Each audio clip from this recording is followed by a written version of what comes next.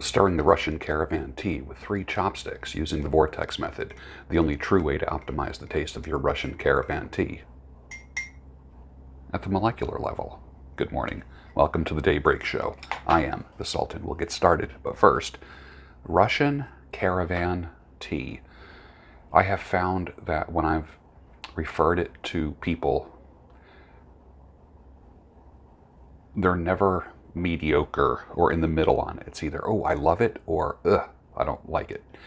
9 times out of 10, men like the tea. Women that I have given it to don't like it. They just can't stand it. They're just like, ugh. What it is, it's a smoky tea. When Russia would have camel caravans go to China and get tea, on the way back, it would take these are journeys, tea journeys. The tea trade was huge. And they would circle the camels at night around a campfire to keep them warm on cold nights. And the smoke, the smoldering smoke from the fire, wafted through the camels with the big sacks of tea on them and piled up. So what happened was the tea leaves ended up getting smoked, and it became a thing. Hence the phrase Russian caravan tea. It's a smoky tea. It's magnificent with a cigar. It's magnificent with a pipe. It's like the tea version of a very smoky bourbon or a very smoky whiskey. You know how like Jack Daniels, you can really get that smoky, oaky flavor? That's what's going on here. There's like this smokiness to the tea. It's odd. Like you don't just sit down and have a cup of Russian caravan tea, like a nice cup of Russian caravan tea in the morning. I do. The average person doesn't, because they just can't handle the smoky flavor.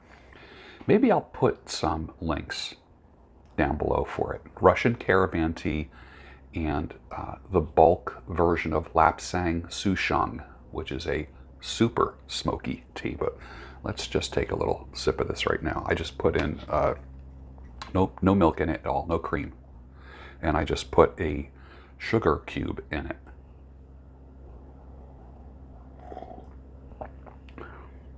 Oh, magnificent. Oh. This stuff. Men who like cigars and pipes, you already like that smokiness. And if you like the smokier bourbons and whiskeys, you're going to love this. Love this. Trust me. I am going to put a link down below. And then you're going to write back to me and you're going to tell me how much you liked it. Magnificent.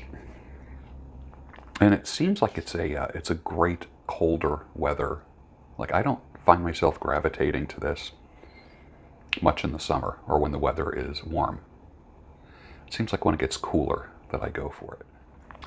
Well, today is December 23rd. Only one more day until men start their shopping. How true is this? Guys, don't we hate shopping for Christmas? I mean, literally, don't we hate this crap? It sneaks up on us. And as you get older, yeah. I hate shopping less and less. It's not that I don't enjoy giving. I just hate shopping. Can't stand it. Can't stand being in stores. I don't know if it's like I just have this less and less desire to be around people anymore.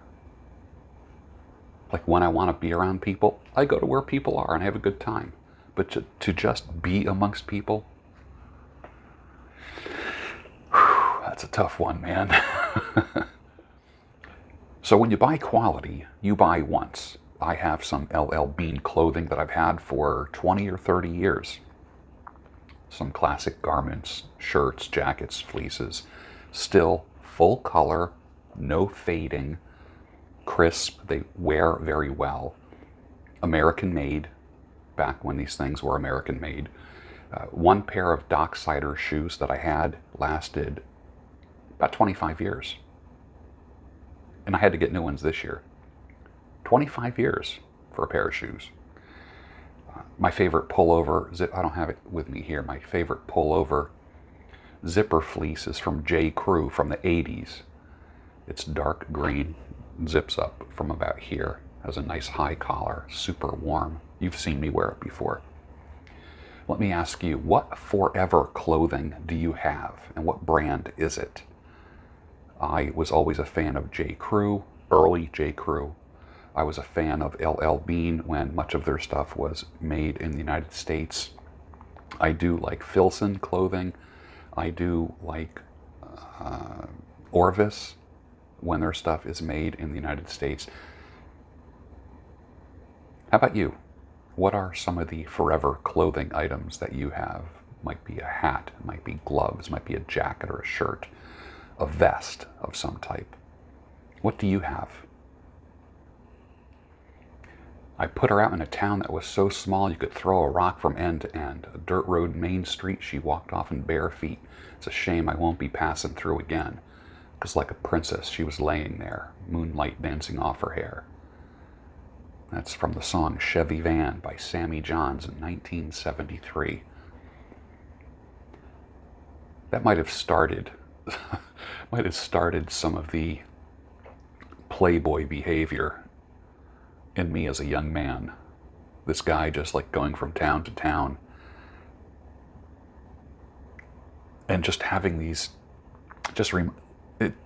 you just kind of picture him having these experiences as he's traveling across the country in his van, you know, and as a young guy that sounded so appealing, as a young teenager who was just, you know, blooming with blooming puberty, unstoppable. The gorilla was just forming at that age. But those songs definitely fed that fire, no doubt. You know the difference between naked and negged? If you're naked, it means you have no clothes on. If you're negged, it means you have no clothes on and you're up to something. I always enjoyed that definition. Some of you will relate to this. I've never had a lonely day since I realized that I am responsible for my happiness. And that was decades ago. That was probably, I'd say, in my mid to late 20s. It's been well over 30 years. If people are part of my life or celebrations or whatever, cool. You know, if not, that's cool too. I was hiking Hickory Run on Christmas days for many years. Knapsack meal, hot coffee, all carried in my little backpack.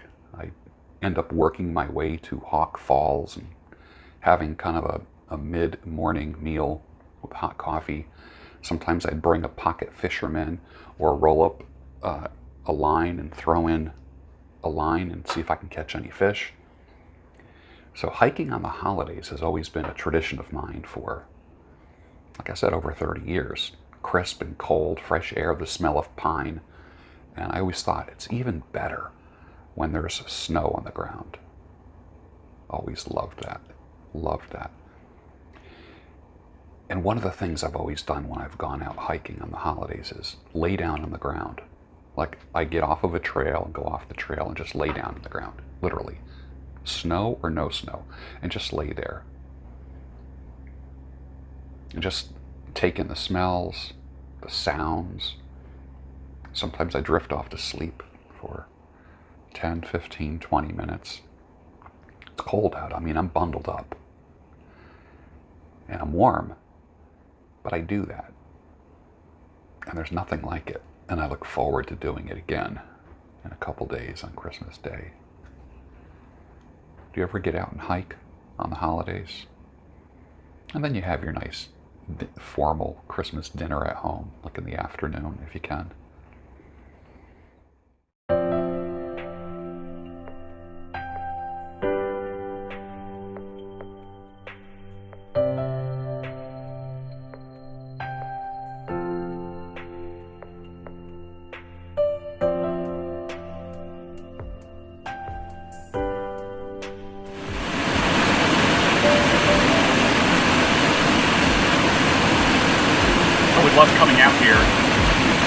during the rain, it didn't matter because there's kind of this overhang, kind of like a cave kind of thing.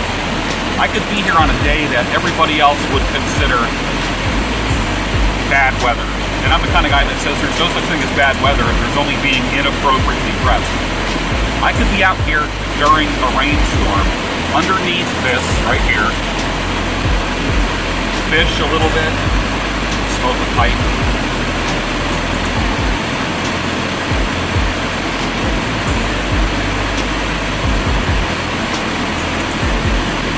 Just get away from it all. Always a lot of fun. Relationship PTSD. A lot of people have that. Do you have that? People carrying the wounds and the shell shock from more than one letdown or breakup and are hesitant to move forward, and they're suspicious of anyone they encounter who might genuinely want to explore a relationship or marriage. Is relationship PTSD keeping you from experiencing life fully? Are you living your life avoiding things? Not the healthiest way to live. If you are single by design, cool. But is it really just relationship PTSD? Is that what's really going on? With the facade of, I'm a forever bachelor. I'm MGTOW. I went my own way. Are you just kind of hurting and you're afraid to move forward? And you thought to yourself, every time I take a step forward, I get hurt or I get burned or screwed over. So to heck with that. Relationship PTSD. That's a big one. I deal with that in my coaching business with some guys, the relationship PTSD stuff.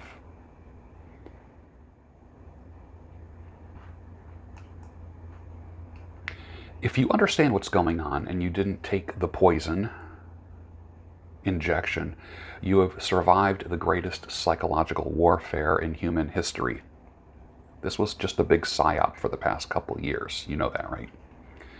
Do you realize how much time, resources, money, and effort that they put into this bullshit? Every fucking time you turn a corner, there's plexiglass, there's masks, there's signs, there's hand sanitizer, there's arrows on the floors in supermarkets. You got people living with fear, driving in their cars with masks on.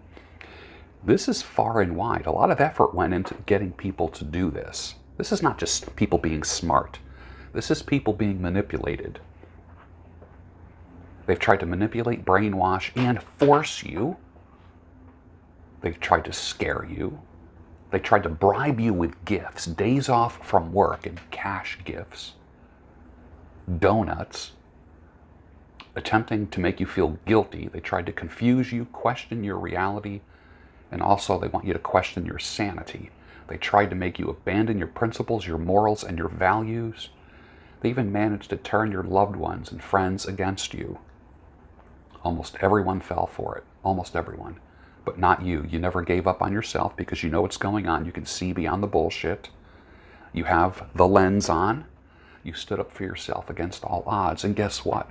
You fucking made it. So, to the world and its sheep, big middle finger. Stand strong. Stand strong. Fight when you can. Fight privately. Embrace anarchy and say, no, motherfucker, no. That's your attitude. You will not comply, bitch.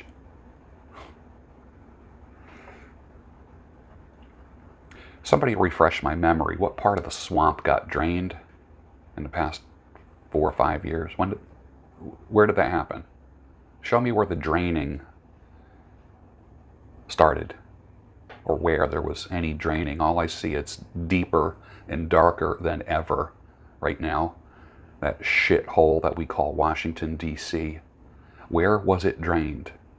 Is everybody fucking compromised? Is everybody blackmailed and bribed and compromised? Are they? Are they?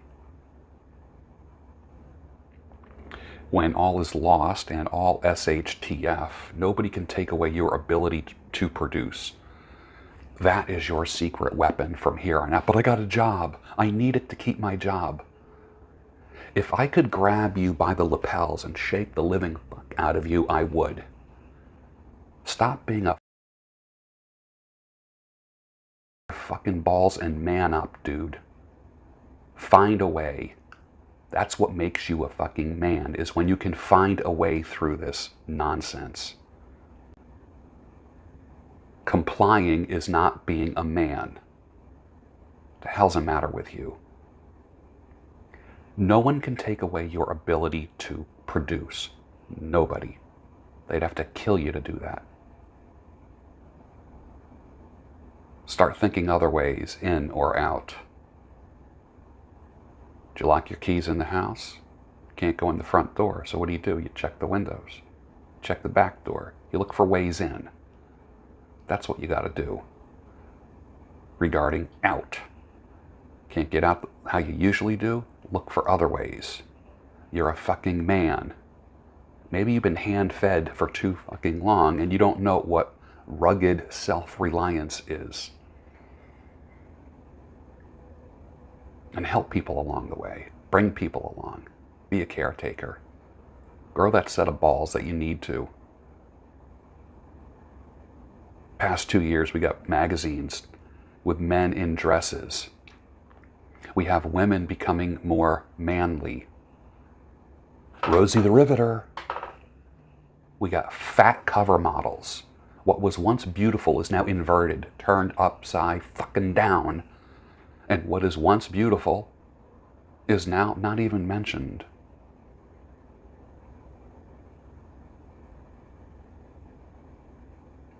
Nobody can take away your ability to produce, and don't you forget it. Nobody. They've beaten down your will for the past 2 years to the point where you're now using their lines. You are now using their words to describe why you do what you do. When did that ever fucking take place, Mr. Self-reliance? Come on. You do have this. You might need a little camaraderie. You're not alone in this if you want to fight this.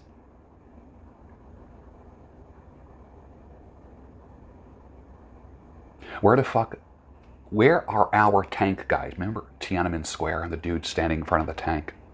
And where are those people in America? Where are the Rosa Parks saying, no, motherfucker, I'm not going to sit in the back of the bus? Where are those people? Where's the modern tank guy? Where is he in America? He's too busy giving one of his nuts to the government and to his fucking controlling wife who threatens him to sleep on the couch because he can't nut up and be a man and lead his house. Where are they? Where are they? You be tank guy.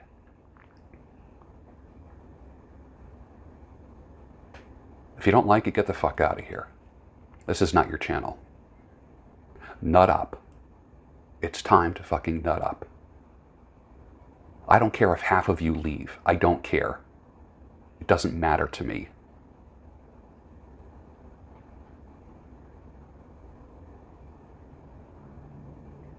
Consider what I'm saying.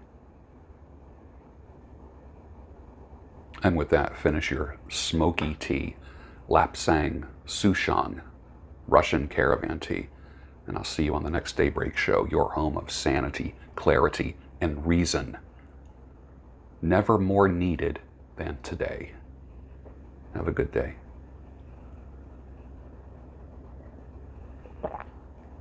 Oh my gosh, that is so good.